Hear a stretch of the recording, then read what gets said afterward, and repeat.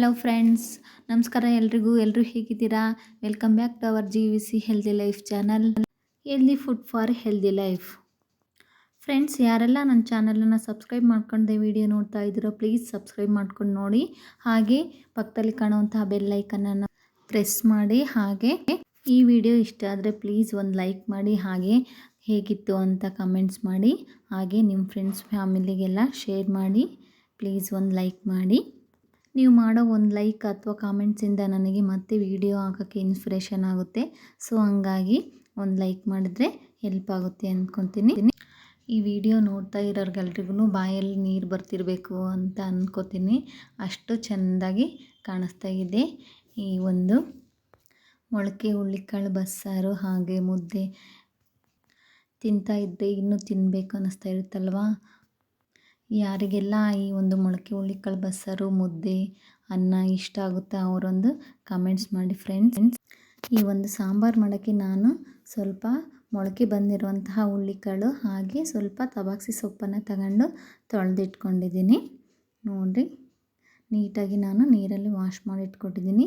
ಈ ಒಂದು ಹುಳ್ಳಿಕಾಳನ್ನ ನಾವು ಮೊದಲು ಕುಕ್ಕರಿಗೆ ಹಾಕಿಬಿಟ್ಟು ಒಂದೆರಡು ವಿಸಲ್ಲು ಹೊಡೆಸ್ಕೊಂಡ ನಂತರ ನಾವು ಸೊಪ್ಪನ್ನ ಹಾಕಬೇಕಾಗುತ್ತೆ. ಎರಡನ್ನೂ ಒಂದೇ ಸಲ ಹಾಕ್ಬಿಟ್ರೆ ಸೊಪ್ಪು ಮತ್ತು ನುಣ್ಣಗಾಗ್ಬಿಟ್ಟು ಅದು ಕೈಗೆ ಸಿಗಲ್ಲ, ಹಂಗಾಗ್ಬಿಡುತ್ತೆ.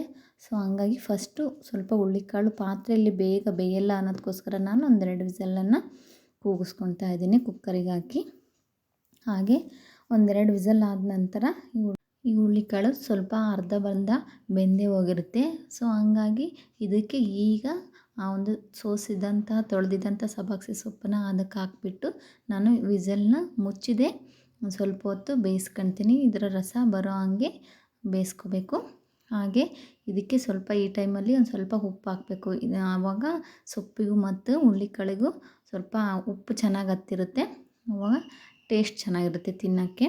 ಸೊ ಹಂಗಾಗಿ ಇವಾಗಲೇ ನಾನು ಉಪ್ಪು ಹಾಕ್ಬಿಟ್ಟು ಹಾಗೇ ಮುಚ್ಚದೇನೆ ಸ್ವಲ್ಪ ನೀರು ಹಾಕಿಬಿಟ್ಟು ಬೇಯಿಸ್ಕೊತಾ ಇದ್ದೀನಿ. ಇದು ಸ್ವಲ್ಪ ಬೆಂದು ರಸ ಬಿಟ್ಕೊಳೋವರೆಗೂ ನಾವು ಇದನ್ನು ಸ್ವಲ್ಪ ಬೇಯಿಸ್ಕೋಬೇಕಾಗುತ್ತೆ. ಹಾಗೆ ಈ ಸಾಂಬಾರಿಗೆ ನಾನು ಒಂದು 3 ಹಸಿಮೆಣ್ಸಿನ್ಕಾಯಿ ತಗೊಂಡಿದ್ದೀನಿ. ಖಾರಕ್ಕೆ ಎಷ್ಟು ಬೇಕೋ ಅಷ್ಟು ತಗೊಳ್ರಿ ನೀವು. ಹಾಗೆ ಇದನ್ನು ಸ್ವಲ್ಪ ಕೊತ್ತಂಬರಿ ಸೊಪ್ಪು ತಗೊಂಡಿದ್ದೀನಿ, ಒಂದು ಟೊಮೊಟೊ, ಒಂದು ಈರುಳ್ಳಿ, ಹಾಗೆ ಸ್ವಲ್ಪ ಬೆಳ್ಳುಳ್ಳಿ, ಸ್ವಲ್ಪ ಹುಣಸೆಹಣ್ಣು, ಸ್ವಲ್ಪ ತುರಿದಿರೋ ಕಾಯಿ ತಗೊಂಡು ಇದನ್ನು ಸ್ವಲ್ಪ ಫ್ರೈ ಮಾಡ್ಕೊಂಡಿದ್ದೀನಿ ಎಣ್ಣೆಗೆ ಹಾಕ್ಬಿಟ್ಟು. ಇದನ್ನು ಗ್ರೈಂಡ್ ಮಾಡ್ಕೋಬೇಕಾಗುತ್ತೆ.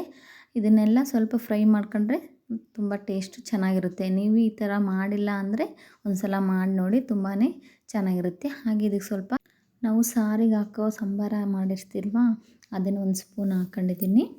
ಇದನ್ನೆಲ್ಲ ಹಾಕ್ಬಿಟ್ಟು ಮಿಕ್ಸಿಗೆ ಒಂದು ಸಲ ಗ್ರೈಂಡ್ ಮಾಡ್ಕೊಂಡು ಆಮೇಲೆ ನಾವು ಸಾಂಬಾರು ಒಗ್ಗರಣೆ ಮಾಡ್ಕೋಬೇಕಾಗುತ್ತೆ.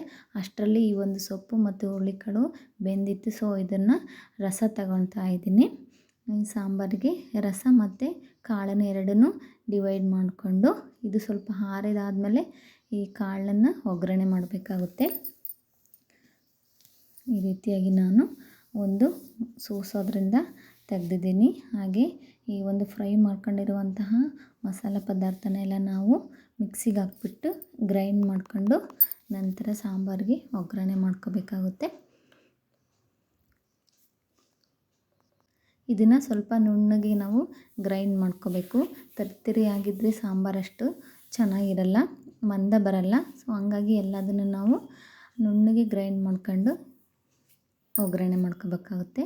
ನಾನಿಲ್ಲಿ ಮಿಕ್ಸಿ ಜಾರಿಗೆ ಹಾಕ್ಬಿಟ್ಟು ತೆಗೆದಿದ್ದೀನಿ. ಈ ರೀತಿಯಾಗಿ ಖಾರ ರೆಡಿನೇ ಆಗೋಯ್ತು ಸಾಂಬಾರಿಗೆ ಹಾಕೋದು, ಗ್ರೈಂಡ್ ಆಗಿದೆ. ಇದನ್ನು ಒಗ್ಗರಣೆ ಕೊಟ್ಕೊಳ್ಳೋದು ಅಷ್ಟೇ ಇರೋದು. ಆಮೇಲೆ ಈ ಒಂದು ರಸನ ಬಸ್ಕೊಂಡಿದ್ನಲ್ಲ ಅದು, ಹಾಗೆ ಕಾಳನ್ನು ಸ್ವಲ್ಪ ಆರಕ್ಕಿಟ್ಟಿದ್ದೀನಿ. ಇದಕ್ಕೆ ಸ್ವಲ್ಪ ಕಾಳಿಗೆ ಒಗ್ಗರಣೆಗೆ ನಾನು ಈರುಳ್ಳಿ ಮತ್ತು ಕಾಯಿ, ಒಂದೆರಡು ಹಸಿಮೆಣ್ಸಿನ್ಕಾಯಿ ತಗೊಂಡಿದ್ದೀನಿ. ಇದನ್ನು ಒಗ್ಗರಣೆ ಮಾಡ್ಕೋಬೇಕು. ಸೊ ಇಲ್ಲಿ ಸಾಂಬಾರಿಗೆ ಒಗ್ಗರಣೆ ಮಾಡ್ತಾಯಿದ್ದೀನಿ ನಾನು. ಮಾಮೂಲಿಯಾಗಿ ಎಣ್ಣೆ ಹಾಕಿ ಸಾಸಿವೆ ಕರಿಬೇವು ಹಾಕ್ಬಿಟ್ಟು ನಂತರ ಇದಕ್ಕೆ ಖಾರ ಹಾಕ್ಬಿಟ್ಟು, ಖಾರ ಇಲ್ಲೇನು ನಮಗೆ ಸ್ವಲ್ಪ ಹೊತ್ತು ಕುದಿಸ್ಕೊಳೋ ಅವಶ್ಯಕತೆ ಇರಲ್ಲ. ಯಾಕಂದರೆ ನಾನು ಆಲ್ರೆಡಿ ಖಾರಕ್ಕೆ ಹಾಕೋ ಐಟಮ್ಗಳನ್ನೆಲ್ಲನೂ ಸ್ವಲ್ಪ ಫ್ರೈ ಮಾಡ್ಕೊಂಡು ಮಿಕ್ಸಿಗೆ ಹಾಕಿರೋದ್ರಿಂದ ಖಾರನೇನು ಮತ್ತೆ ನಾವು ಫ್ರೈ ಮಾಡ್ಕೊಳ್ಳೋ ಅವಶ್ಯಕತೆ ಇರಲ್ಲ.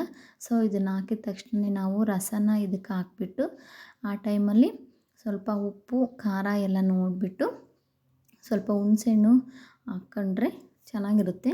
ನಾನು ಆಲ್ರೆಡಿ ಹಾಕಿದ್ದೀನಿ, ನೀವು ಬೇಕಂದರೆ ಆಮೇಲೆ ರಸ ಹಾಕೋದಾದರೆ ಹಾಕ್ಬೋದು ಹುಣಸೆ ರಸನ. ನಾನು ಆಲ್ರೆಡಿ ಖಾರಕ್ಕೆ ಹಾಕಿರೋದ್ರಿಂದ ಉಪ್ಪು ಹುಳಿ ಎಲ್ಲ ನೋಡ್ಕೊಂಡು ನೀವು ಒಂದು ಸಲ ಈ ಟೈಮಲ್ಲಿ ಕುದಿಸ್ಕೊಂಡು ಸಾರನ್ನ ಕೆಳಗಿಟ್ಬಿಟ್ರೆ ಮುಗ್ದೇ ಹೋಗುತ್ತೆ. ಸೊ ಇಲ್ಲಿ ಖಾರ ಕುದೀತಾ ಐತೆ. ಇದಕ್ಕೆ ನಾನು ಬಸ್ಕೊಂಡಿದ್ನಲ್ಲ ಕಟ್ಟು ಅಥವಾ ರಸನ ಅದನ್ನೇ ಇದಕ್ಕೆ ಆ್ಯಡ್ ಮಾಡಿಬಿಟ್ಟು ಕುದಿಸಿ ತೆಗಿತೀನಿ ಅಷ್ಟೇ. ಈ ರೆಸಿಪಿ ಏನು ತುಂಬಾ ಇಷ್ಟ ಆಗುತ್ತೆ ನಿಮಗೆ. ಒಂದು ಸಲ ಖಂಡಿತ ಈ ಸ್ಟೈಲಲ್ಲಿ ನಾನು ಮಾಡೋವಂತಹ ಸ್ಟೈಲಲ್ಲಿ ನೀವು ಒಂದು ಸಲ ಟ್ರೈ ಮಾಡಿ ನೋಡಿ. ಟೇಸ್ಟ್ ತುಂಬಾ ಚೆನ್ನಾಗಿರುತ್ತೆ. ಮತ್ತೆ ಮತ್ತೆ ಮಾಡ್ಕೊಂಡು ತಿನ್ಬೇಕು ಅನ್ನಿಸ್ತಿರುತ್ತೆ, ಅಷ್ಟು ಚೆನ್ನಾಗಿರುತ್ತೆ. ಮುದ್ದೆ ಮತ್ತು ಸಾಂಬಾರು ಇದನ್ನು ತಿಂತಾಯಿದ್ರೆ ಅಷ್ಟು ಚೆಂದ ಅನಿಸುತ್ತಲ್ವ. ಹಾಗೆ ಈ ಒಂದು ಕಾಳಿಗೆ ಒಗ್ಗರಣೆ ಕೊಟ್ಕೊಳ್ತಾ ಇದ್ದೀನಿ. ಸ್ವಲ್ಪ ಎಣ್ಣೆ ಹಾಕ್ಬಿಟ್ಟು ಸ್ವಲ್ಪ ಸಾಸಿವೆ, ಹಾಗೆ ಇದಕ್ಕೆ ಸ್ವಲ್ಪ ಕರಿಬೇವು ಮತ್ತು ಹಸಿಮೆಣ್ಸಿಕಾಯಿ ಹಾಕಿ ಒಗ್ಗರಣೆ ಮಾಡ್ಕೋಬೇಕು. ನನಗೆ ಕರಿಬೇವು ಇರಲಿಲ್ಲ, ಸೊ ಹಂಗಾಗಿ ಡೈರೆಕ್ಟ್ ಮೆಣಸಿನ್ಕಾಯಿನ ಹಾಕ್ಬಿಟ್ಟು ನಂತರ ಇದು ಫ್ರೈ ಆದಮೇಲೆ ಇದಕ್ಕೆ ಹಚ್ಕೊಂಡಿದ್ದಂತಹ ಈರುಳ್ಳಿನ ಹಾಕ್ಬಿಟ್ಟು ಸ್ವಲ್ಪ ಫ್ರೈ ಮಾಡ್ಕೊಳ್ತಾ ಇದ್ದೀನಿ. ಇದು ಸ್ವಲ್ಪ ಗೋಲ್ಡನ್ ಕಲರ್ ಬರೋವರೆಗೂ ಫ್ರೈ ಮಾಡಿಬಿಟ್ಟು ಈರುಳ್ಳಿ, ನಂತರ ನಾನು ತುರಿದಿಟ್ಕೊಂಡಿರುವಂತಹ ಹಸಿ ತೆಂಗಿನಕಾಯಿ ತುರಿಯನ್ನು ಇದಕ್ಕೆ ಆ್ಯಡ್ ಮಾಡ್ತಾ ಇದ್ದೀನಿ. ಈ ಟೈಮಲ್ಲಿ ನಾವು ಸ್ವಲ್ಪ ಉಪ್ಪನ್ನ ಹಾಕ್ಕೋಬೇಕಾಗುತ್ತೆ, ಏಕೆಂದರೆ ಈರುಳ್ಳಿಗೆಲ್ಲ ಕಾಯಿಗೂ ಈರುಳ್ಳಿಗೂ ಸ್ವಲ್ಪ ಉಪ್ಪು ಚೆನ್ನಾಗಿ ಹತ್ತುತ್ತೆ. ಸೊ ಹಂಗಾಗಿ ಟೇಸ್ಟು ಚೆನ್ನಾಗಿರುತ್ತೆ, ಪಲ್ಯ ತಿನ್ಬೇಕಾದ್ರೆ ತುಂಬಾ ಚೆನ್ನಾಗಿರುತ್ತೆ. ಸೊ ಹಂಗಾಗಿ ಈ ಟೈಮಲ್ಲಿ ಉಪ್ಪು ಹಾಕಿ ನಂತರ ನಾವು ಬಸ್ತಿದ್ವಲ್ಲ ಕಾಳು, ಆ ಕಾಳನ್ನು ಇದಕ್ಕೆ ಹಾಕ್ಬಿಟ್ಟು ಮಿಕ್ಸ್ ಮಾಡಿಕೊಂಡ್ರೆ ಈ ಒಂದು ಕಾಳು ಒಗ್ಗರಣೆನೂ ರೆಡಿ ಆಯಿತು. ಈ ಕಡೆ ಸಾಂಬಾರೂ ಆಯಿತು, ಹಾಗೆ ಕಾಳೂ ರೆಡಿಯಾಗಿ ಹೋಯಿತು. ಖಂಡಿತ ನಿಮಗೆ ಈ ಒಂದು ರೆಸಿಪಿ ಇಷ್ಟ ಆಯಿತು ಅಂದ್ಕೋತೀನಿ.